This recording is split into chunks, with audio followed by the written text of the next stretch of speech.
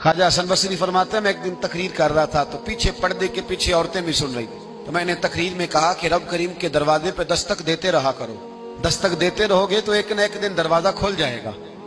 तो कहते हैं तकरीर अभी मैं कर ही रहा था कि पीछे से खातून बोल पड़ी, हसन बसरी इजाजत हो तो कोई बात करूं? तो मैंने कहा पाक बीबी कर लो। कहने लगी क्या दर्श दे रहे हो कि अल्लाह के दरवाजे पे दस्तक दो कभी न कभी खोल ही जाएगा। कहा हाँ। कहने लगी मुझे ताज्जुब हुआ है तेरी बात सुन के। आपको क्यों ताज्जुब हुआ? कहने लगी वो खातून मार्फत इलाही के उस मकाम पे थी। कहने लगी हसन बसरी पहले ये बता रब करीम का दरवाजा कभी बंद भी हुआ है?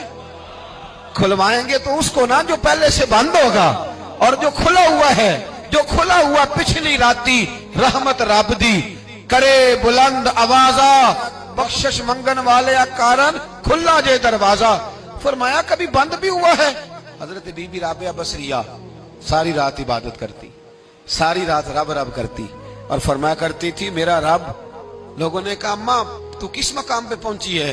तो फरमाने लगी मैं इस मकाम पे पहुंची हूं कि कबूलियत मेरी दुआओं के करीब आ गई है, कबूलियत मेरी दुआओं के करीब आ गई है। अभी मैं पूरी दुआ नहीं मांगती, खुदा की रहमतें पहले बरसना शुरू हो जाती है। आप गई हुई थी हज करने, हज से वापस तशरीफ लाई तो जिस दिन आप वापस पहुंची ना बसरा में, आपका ऊंट फौत हो गया। कुछ लोगों को ना बड़ा प्यार होता है। मेरी दादी अम्मा ने ना एक बछड़ा पाला हुआ था, तो दादी जान के हाथ में पेड़ा होता था, दादी आवाज देती मिठू आ जा, तो बछड़ा दौड़ के आता पेड़ा खाने। प्यार होता है ना। हमारे यहाँ देहातों में तो जानवर घर के फर्द बन जाते थे। भैंस का दर्जा इसी तरह होता था जिस तरह घर के एक फर्द का है। अगर कभी भैंस किसी की मर जाती तो सारा घर रोने लग जाता।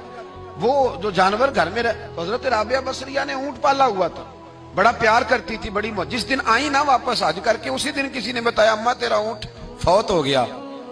तो घोड़ा दौड़ा के घर आई, कहा जी फौत हुआ है? कहा। तो ऊंट के सराहने खड़े होकर दुआ मांगने लगी।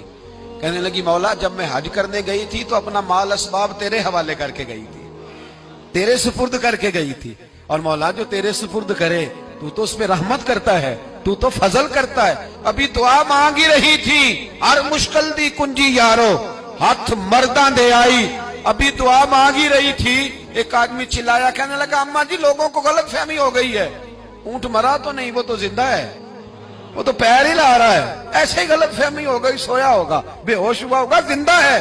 जनाब राबिया बसरिया रहमतुल्लाह ताला अलैहा सजदे में गिर गई, फरमाने लगी ऊंट जिंदा था या मुर्दा था, एक बात सच्ची है कि मेरा रब बड़ा करम फरमाने वाला है, मेरा अल्लाह बड़ा गफार है, मेरा रब बड़ा मेहरबान है, वो बड़ा ही रहमत करने वाला।